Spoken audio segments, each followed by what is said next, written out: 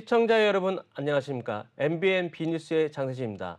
금일 시간은 가상자산, 특히 디지털 자산 시장의 핫한 트렌드를 중심으로 다양한 시황에 대해서 알아보는 크립토 뉴스 시간입니다. 금일 펜버스의 황동훈 대표님 모셨습니다. 대표님 안녕하십니까? 안녕하십니까? 최근 비트코인이 4천만 원을 돌파했어요. 맞습니다. 네. 오늘 글로벌 자산 운용사인 피델리티도 비트코인 현물 EFT 상장 지수를 펀드를 만든다고 했던 영향이 좀 있었다라고 이제 언론에서는 이제 발표를 했는데, 실질적으로 대표님 생각하셨을 때 4천만 원을 찍었던 또 그 숨은 이유나 이런 것들이 있으면 좀 설명 좀 부탁드리겠습니다. 네, 사실 지금 비트코인의 상승세가 굉장히 좀 이례적으로 강하고 있습니다. 이게 시장에서는 안 좋은 이야기도 있고 좋은 이야기도 있고, 비트코인 가격이 떨어지기도 하고 올라가기도 하고 하지만 시장에서 가장 보고 있는 가장 큰 주요적인 시장 트렌드는 내년에 있을 반감기가 벌써부터 움직이고 있는 게 아닐까. 통상적으로 반감기 6개월 전, 반감기 6개월 후, 이걸 제가 장기 추세선을 보는데 지금은 사실은 내년 반감기는 아직 좀 이른 편이거든요. 그렇죠. 그런데도 불구하고 이 상승 압박이 있다는 것은 아마 기존의 비트코인 가격이 8천만 원을 한번 찍고 떨어졌다 보니 지금 그걸 회복하려고 하는 시장의 그런 흐름들이 있는 것 같고, 특히 차트상에서 보면은 비트코인 가격도 비트코인 가격이지만 생각보다 이더리움이 좀 반등을 못하고 있는 것도 좀 흥미로운 패턴이었습니다. 자, 그러면 일단은 내년을 반감기로 보고 계신데, 네. 내년 좀 어려운 질문이긴 하지만 내년 어느 정도를 반감기로 보면 될까요? 우선은 실제 비트코인 블록 자체에서 네네. 지금 계산하고 있는 반감기는 내년 4월입니다. 그러면 내년 4월이면 그 대표님 말씀하시는 걸 6개월 전으로 본다고 하면 네. 올 하반기 정도부터가 실질적으로 그렇죠. 네. 투자를 할 수 있는 적기인데, 맞습니다. 지금은 이제 그러니까 올해 그러니까 중반기 2분기 정도밖에 안 되는데 실질적으로 지금 사실상 움직이고 있다라고 보신다는 것이잖아요. 맞습니다. 그러니까 굉장히 좀 이례적인 거죠, 아직. 왜냐면은 아직까지 저는 시장이 안착됐다라고 보기에는 좀 규제적인 리스크도 있고, 국내뿐만이 아니라 미국 같은 경우에도 미국 증권거래위원회 SEC의 규제 발표, 그렇죠. 바이낸스 고소하고 코인베이스 고소, 이거가 사실 보여주고 있는 게 뭐냐면 이런 전 세계적인 그런 규제를 하려고 하는 그런 통제를 하려는 움직임이 있다 보니 사실은 현재 지금 암호화폐나 디지털 자산 시장은 좀 변동성이 큰 시장입니다. 하지만 하반기부터 큰 상승 곡선을 이루면서 완만하게 올라갈 것으로 예측은 하고 있는데, 벌써부터 이게 움직이고 있는 부분, 특히 급등 급락을 하지만 보면은 굉장히 빠르게 좀 올라가고 있는 것들을 보면은 시장에서의 그런 상승 압박이 굉장히 높은 편이 아닐까 보고 있습니다. 자, 그러면 특별하게 아까 말씀하신 대로 올라가려고 하는 시동을 건다라는 표현을 쓰셨는데, 저는 네네. 그럼 좋은 표현이라고 생각하는데, 왜냐하면 투자자들은 최근에 이제 SEC나 글로벌 이슈가 많아서 계속 비트코인이 조금 주춤주춤 하고 있는 맞습니다. 상황에서 네. 최근에 이제 4천만 원을 찍고 나서 이제 투자자들은 고래 투자자들이 많이 움직이고 있다라고 보고 맞습니다. 있는데, 그 이유가 지금 어떤 걸로 보실까요? 네, 지금 실제 그 차트 같은 걸 이제 보시면은 네. 지난 일주일만, 그러니까 제가 어제 자료를 좀 이제 올리긴 했었는데, 네. 지난 일주일 동안 비트코인이 변동성이 12% 상승이었습니다. 아하. 근데 흥미로운 게 그러니까 지금 보시는 차트는 코인마켓캡 기준으로 네네. 전 세계 디지털 자산에서 시가총액이 가장 높은 5개입니다. 그렇죠. 근데 중요한 거는 시가총액이 높을수록 변동성은 적거든요. 그래야죠. 그냥 무거우니까요. 무거우니까, 예. 근데 가장 무거운 비트코인이 가장 변동성이 높았습니다. 어허. 이 말은 비트코인에 쏠리는 자금은 이거는 큰 고래들, 소위 말하는 큰 손들의 약간 그렇죠. 세력이라고 보면 되고, 중요한 거는 이더리움 같은 경우는 비트코인은 12% 이상 상승했는데 이더리움은 8%밖에 안 됐다는 거는 이제는 좀 상반되는 추이가 보이는 겁니다. 일단은 같이 올라가긴 했는데 같이 올라가는데 예전으로 조금 올라갔다. 예전 같은 경우는 예. 비트코인 상승률보다 이더리움 상승률이 항상 높았었거든요. 그렇죠. 가벼운 부분도 있으니까. 네. 근데 이제는 이 비트코인이 더 치는 부분이 있는 거고, 더 흥미로운 거는 네. 이 부분에서 또 보이는 게 지난 일주일 동안 실제 이제 시청자분들도 역시 코인마켓캡 같은 사이트를 보시면은 이 위에 클릭을 할 수가 다 있거든요. 네네. 21시간 단위, 24시간 단위, 일주일 단위. 근데 중요한 거는 이 시가총액 기준이 아니라 변동성이 가장 큰 다음 슬라이드를 보시면은 지난 일주일 동안 가장 변동성이 컸던 거는 사실은 비트코인 캐시였습니다. 아하. 그러면은 비트코인 자체는 수익률이 한 12% 정도 상승했는데 비트코인 캐시는 110%니까 두 배가 돼버린 거죠. 두 배네요. 똑같은 기간에. 여기서 나오는 게 예, 뭐냐면은 예. 비트코인이 올라갈 때 비트코인 진영이 움직인다는 걸 볼 수가 있는 거고 아, 이 진영. 비트코인 진영이라는 거는 예, 예. 비트코인의 스마트 컨트랙, 비트코인의 로직을 가지고 뭔가 응용을 하는 프로젝트들이 몇 개가 있습니다. 네네. 이런 것들을 좀 주시적으로 보시면서 이런 상승 압박이 있을 때 비트코인만이 아니라 비트코인을 따라가는 추세선들은 더 크게 움직이는 것들이 있기 때문에 좀 시청자분들은 그런 것들을 좀 감안하시면서 투자 전략을 좀 짜는 게 좋지 않을까 생각하고 있습니다. 자, 일단 대표님 그러면 궁금하게도 이제 그 단어를 비트코인 진영이라고 말씀하셨어요. 네. 그러면 비트코인 진영에 대해서 조금 투자자분들이나 또 이렇게 시청자분들한테 좀 쉽게 좀 네. 설명 좀 해주십시오. 네. 우선은 이 블록체인이라는 단어를 사실 처음 쓴 거는 비트코인 백서였습니다. 그렇죠. 네, 2009년에 처음 공개가 되면서 실제 이제 반감기 첫 번째 반감기였던 2012년 전후로부터 네네. 이제 실질적인 투자 상품이 됐는데 중요한 거는 비트코인은 그만큼 오래됐기도 했고 그만큼 대표적인 거긴 하지만 그만큼 좀 사용하기가 확장성이 좀 떨어지는 부분들이 있습니다. 그러다 보니 비트코인 진영이라는 거는 비트코인의 로직을 따르고 비트코인을 기반으로 하지만 비트코인의 단점들을 보완한 프로젝트들이 지금 나오고 있습니다. 대표적인 경우가 사실은 비트코인 캐시겠죠. 아하, 그렇죠. 전 세계 가장 큰 이제 비트코인 채굴기 회사인 비트메인에서 사실 주도했던 건데 지금 자료 화면에 있는 것처럼 블록체인 기술은 탈중앙성, 또 그렇죠. 확장성, 네. 보안성 이 세 가지가 중요한데 이 안타까운 게 트릴레마 난제라고 이 세 가지 중에 하나는 무조건 포기를 해야 합니다.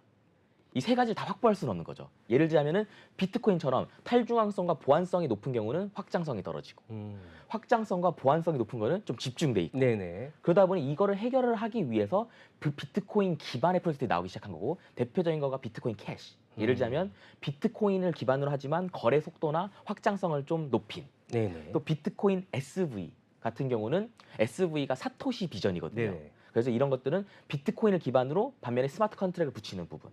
또 너보스 같은 경우는 비트코인과 이더리움을 혼합하는 부분. 아니면 스택스는 비트코인을 다시 디파이나 시파이처럼 보상을 할 수 있도록 다시 한 번 더 스마트 컨트랙을 묶는 프로젝트들. 이런 것들이 전부 다 비트코인 진영의 대표적인 프로젝트들이라고 할 수 있습니다. 자, 아까 말씀하신 대로 그 비트코인의 단점들을 보완하는 그 이제 세력들, 네, 뭐 맞습니다. 표현은 세력이라기보다는 이제 같이 에워싸는 개발자 그룹이 개발자 진영들이죠. 진영이 있는데, 네네. 자, 사실 이게 좀 헷갈리긴 시청자분 좀 헷갈릴 수 있어요. 뭐 네. 비트코인도 있고, 비트코인 캐시도 있고, 비트코인 SV도 있는데, 요걸 조금 이렇게 구체적으로 설명 좀 해주세요. 아주 제가 쉽게 말씀드리면은 전 세계 디지털 자산 시장의 대장주는 비트코인입니다. 네, 결국 비트코인이 전 세계 시장이 정말 상승세냐 아니면 하락세냐는 비트코인 가격만 보고도 판단할 수 있을 정도로 대표적인 대장주가 됐는데 중요한 거는 이제 조금 더 투자 포트폴리오 차원에서는 안전자산 조금 뭔가 대표적인 포트폴리오도 있지만 이거에 따라가는 추종 세력들이 있습니다. 앞서서 말씀드린 것처럼 비트코인이 10% 올라갈 때 비트코인 캐시는 2배 올라갔거든요. 그렇죠. 그러면은 비트코인 캐시는 도대체 어떤 거냐? 비트코인 캐시는 속도 부분입니다. 비트코인의 가장 큰 장점이자 가장 큰 단점은 채굴기와 채굴에서 나오는 블록에 의존한다는 단점이 있습니다. 그렇죠. 그러다 보니 실제 초당 트랜잭션, 전 세계에서 거래하고 있는 비트코인을 처리할 수 있는 게 1초에 한 3건에서 7건. 그러다 보니 제가 예를 들어서 여기서 제가 위원님한테 비트코인을 보내면은 한참 있다가 그거 받아야 하는.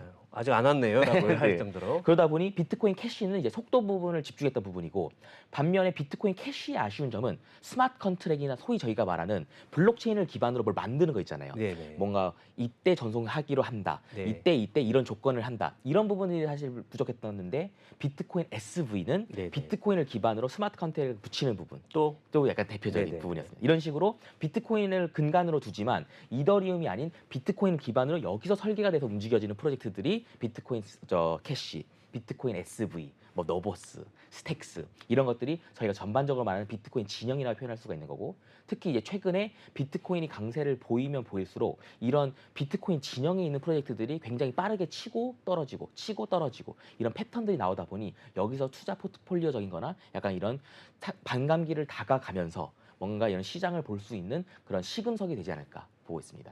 자, 그러면 치고 빠진다는 표현은 제가 이해했는데, 네. 자, 그러면 왜 이더리움 기반은 좀 주춤을 하는 이유가 또 뭘까요? 네.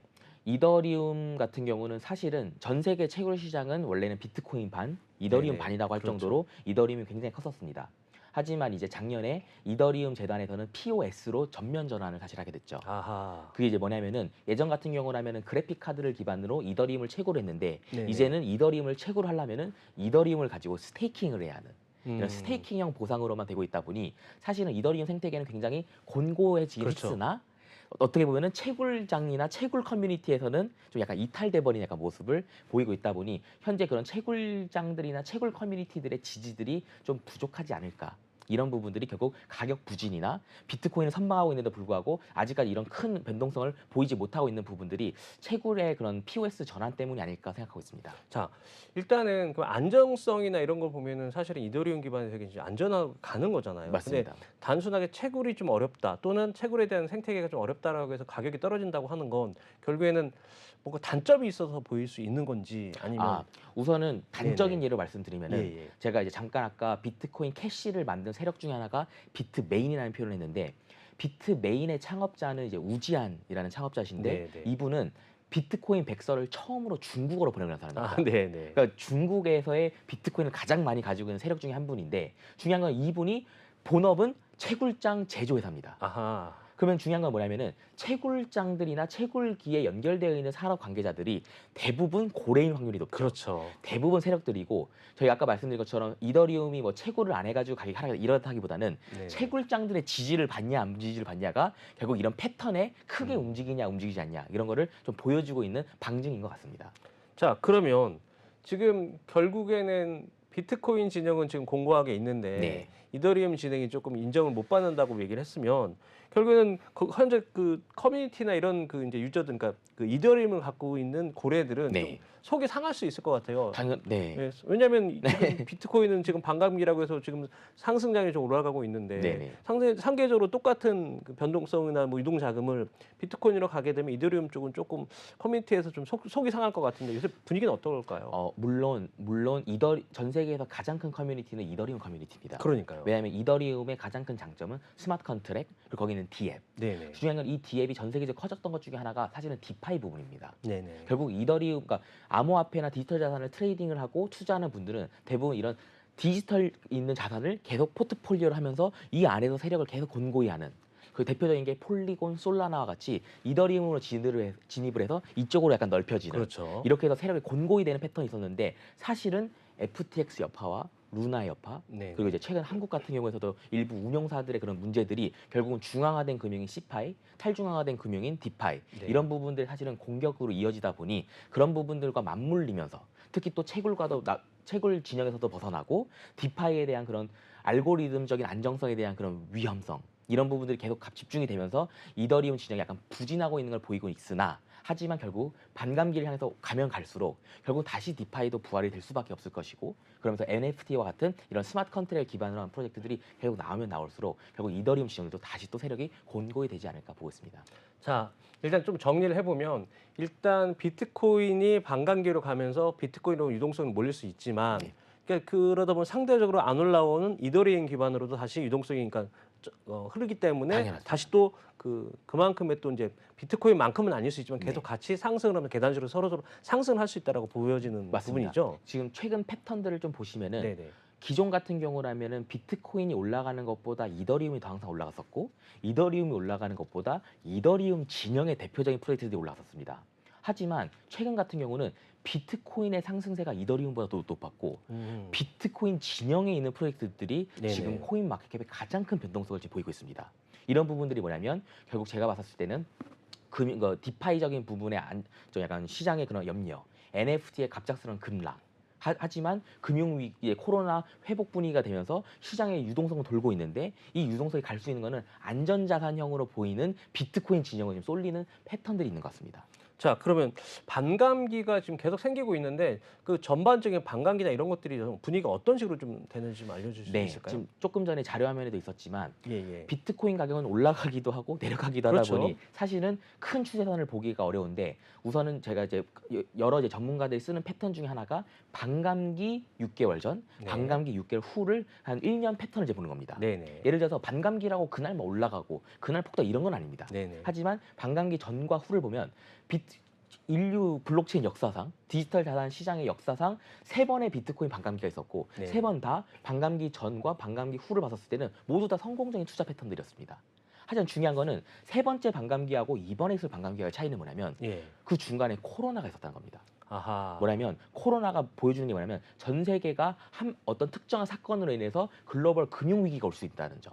또 실제 연초에 있었던 실리콘밸리 은행 파산 사건 같은 경우도 벌써 몇 개월밖에 안 됐습니다. 그렇죠. 근데 미국의 시중은행에서 4개가 파산을 했었고 이 시중은행들이 파산하면서 은행에 대한 불안감 더 커져가고 그와 반대로 비트코인 가격은 연일 폭등을 하면서 올라가는 그래서 시장에 대한 리스크가 결국 이런 디지털 자산으로 쏠리는 그런 패턴들이 계속 만들어지고 있고 이런 거를 주도하고 있는 세력들이 이제는 일반적인 개인 투자자들이나 뭐 비트메인과 같은 암호화폐나 디지털 자산에 있는 세력들이 아닌 금융 전문가들이 이제는 동참하기 시작한 겁니다. 아하. 앞서 말씀 주셨던 뭐 피델리티, 블랙락 네. 이런 회사들은 전 세계를 대표하는 금융 전문가들이고 이런 금융 전문가 분들이 기존의 금융 세력들이 아닌 이런 새로운 디지털 자산 시장으로 쏠리는 패턴들이 이제 시작되고 있고 자, 그러면 네. 죄송합니다. 맞습니다. 그러면 결국에는 기존에 있는 전통 금융이 네, 가상자산을 어떤 상장지수 펀드로 지금 편입하는 과정이고 네 맞습니다. 지금 말씀하신 대로 대표님 말씀하신 대로 그들이 이제 또 새로운 세력 또는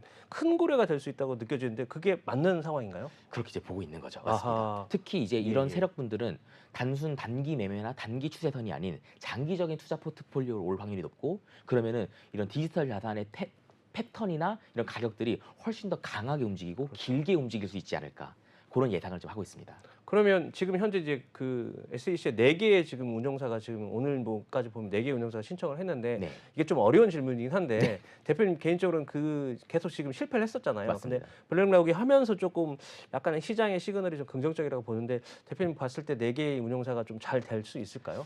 굉장히 이제 어려운 어려운 어려운 건데. 질문인데 저는 개인적으로 이제 SEC의 정확한 입장이 좀 나와야지 않을까 생각하고 아하. 있습니다. 왜냐하면 사실은 SEC랑 리플 간의 소송이 아직 안 풀렸거든요. 그렇죠. 사실은 그거는 몇 년 동안 있었던 큰 소송이었고 이번에 굉장히 이례적으로 SEC가 코인베이스를 소송을 했고 그렇죠. 바이낸스한테서 소송을 네. 했습니다. 이 SEC가 이거를 던지는 메시지가 무엇인지 왜냐하면 실제 미국 의회에서는 디지털 자산 시장을 더 견고히 하고 더 성장할 수 있는 법안들이 지금 막 통과되고 있는 시점에서 그렇죠. SEC는 사실은 미국 의회하고는 정반대되는 입장을 표명을 한 그렇죠. 거거든요. 그렇죠. 맞습니다. 그러다 보니 SEC가 정확한 입장이 무엇인지 혹은 SEC가 이제 디지털 자산 시장의 하나의 그런 규제 플레이어로 자리를 곤고히 하려는 목적인 것인지 아닌 건지 이런 부분들이 좀 구체적으로 나와야지 이런 ETF 펀드들이나 이런 부분들이 어떻게 갈지가 좀 더 예측 가능하지 않을까 그러니까 생각하고 있습니다. 결국에는 미국에서 규제를 굉장히 하고 있는 상황인데 또 한편으로는 그 이제 가상자산을 이제 법제화를 좀 네. 시키고 있으면서 그 제도권으로 들어오는 움직임이 있는 상황인데 네. 그 메인 플레이는 SEC의 지금 입장이 좀 명확하지 않기 때문에 맞습니다. 이게 아까 말씀하신 대로 4개의 그 운용사가 신청은 했지만 될지 안 될지는 좀 약간 SEC의 조금 맞습니다. 그 결정에 달려 있다. 그러니까 지금 예를 들어서 단적인 예로 SEC에서는 사실은 상당수의 많은 코인들을 전부 다 증권성이 있다고 그렇죠. 분류를 해버렸습니다. 네. 그러면서 갑작스럽게 시장이 좀 위축이 됐다가 블랙락이 ETF를 다시 이제 신청하면서 다시 하락했던 거가 다시 복구가 되는. 그렇죠. 그게 뭐냐면 한 기관인데 주는 시그널은 전혀 반대되는 시그널이 그렇죠. 양쪽으로 와버린 부분이 사실 네, 있습니다. 맞습니다. 그러다 보니 이런 부분들은 이런 SEC의 입장은 전 세계 디지털 투자자들이나 커뮤니티들이 워낙 면밀하게 보고 있는 부분이 있어서 좀 명쾌한 입장이나 이런 거가 좀 나와야지 그 장기 추세선들을 좀 볼 수 있지 않을까 생각하고 있습니다. 자, 그러면 여기서 이제 왜 제가 그걸 여쭤봤냐면 일단은 비트코인이 이제 반감기로 들어오는 상황에서 이제 투자를 해야 되는 입장이 이제 투자자들이 있을 거고 맞습니다. 이게 이제 비트코인이 아까 뭐 최고의 전고점인 8천만 원을 찍을지 말지가 지금 요새 이제 시동을 걸고 있다는 이제 네, 표현을 썼을 때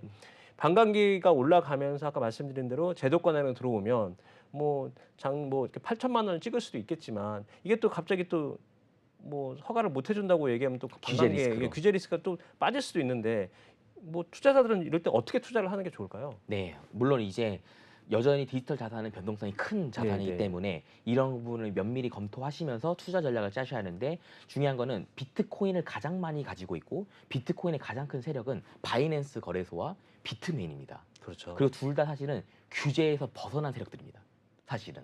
물론 SEC와 미국 증권거래위원회들은 계속 소송도 하고 있고 여러 가지 입장을 발표하고 있지만 시장에 있는 패턴에서는 네, 이미 바이낸스나 비트메인 같은 경우는 전 세계적인 그런 인프라 구축이 되어 있다 보니 단순 SEC의 규제 때문에 움직이거나 SEC의 움직임이 위축되거나 이러지는 않을 걸로 보고 있는데 중요한 거는 결국은 장기 추세선에서는 비트코인이 더 올라갈 수밖에 없는 거고 결국은 이제 투자 패턴들이나 일부 자산가분들은 비트코인 반감기가 다가오기 때문에 비트코인을 확보해야겠다 이런 입장을 표명하는 거는 거의 대부분의 패턴이긴 합니다.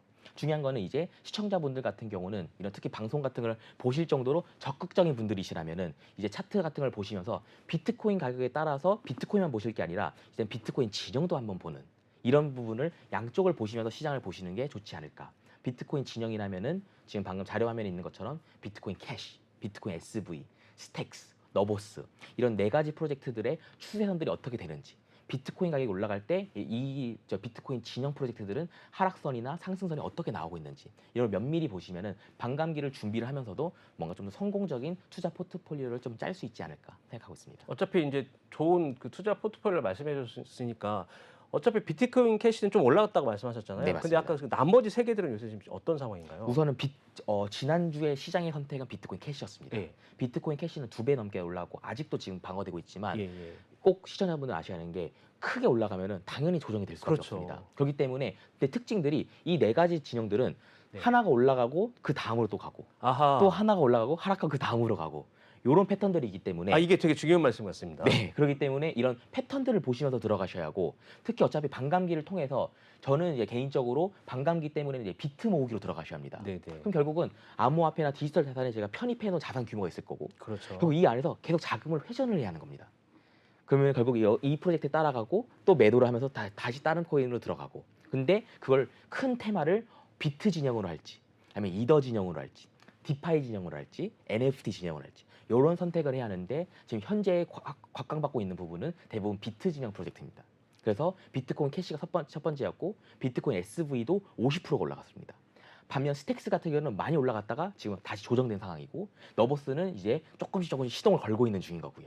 그럼 이 안에서의 유동성들을 보시면서 면밀히 포트폴리오를 짜는 게 중요할 것 같습니다. 자, 일단 그 대표님 말씀하시는 걸 좀 정리를 좀 해보면 일단은 큰 뭐 이렇게 비트코인이라는 그 이제 디지털 자산 이제 세력들이 있는데 네네. 현재는 지금 반감기로 인해서 비트코인 진영들이 조금 집중되고 각광을 있는, 받고 네. 있고 맞습니다. 그러다 보니 아까 말씀하신 네 개의 그 이제 진영들 네. 중에서 그 중에서 순환이 되면서 비트코인 진영을 좀 검거히 하면서 다른 진영으로 빠져나가는 걸 막는다는 표현인 것 같은데. 그렇게 지금 보이고 있습니다. 시장에서는요. 아하. 네. 그럼 이게- 왜냐하면 네네.